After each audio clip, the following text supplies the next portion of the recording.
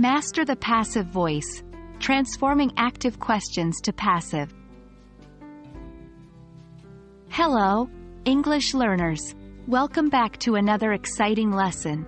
Today, we'll be diving deeper into the wonderful world of the English language, focusing specifically on transforming active voice questions into passive voice. This is a crucial skill for anyone wanting to achieve that next level of English proficiency. Let's get started.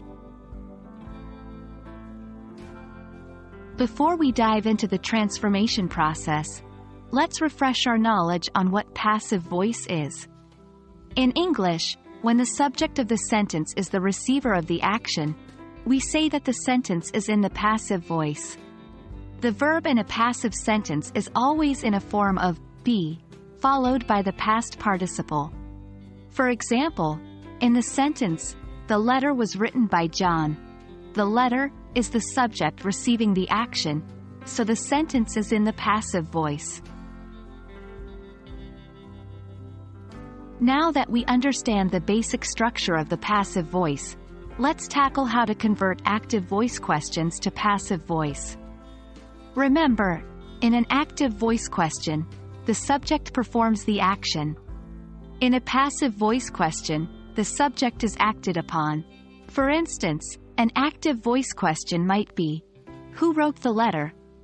To convert this to passive voice, we need to flip the subject and object, and adjust our verb form. The question becomes, "By whom was the letter written?" Here's a step-by-step process. 1. Identify the subject, verb, and object in the active voice question. 2. Switch the places of the subject and the object. 3.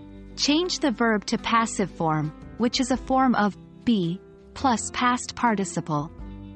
4. Rephrase the question to make it grammatically correct and sound natural. Let's practice with another example. Active: who is making the cake? Passive: by whom is the cake being made? Perfecting this skill comes with practice. Here are some exercises to get you started. 1. Who cleaned the room? 2. Who has prepared the report? 3.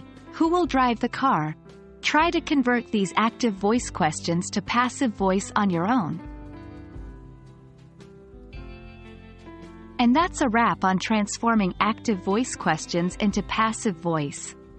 Remember, the key to mastering this is practice.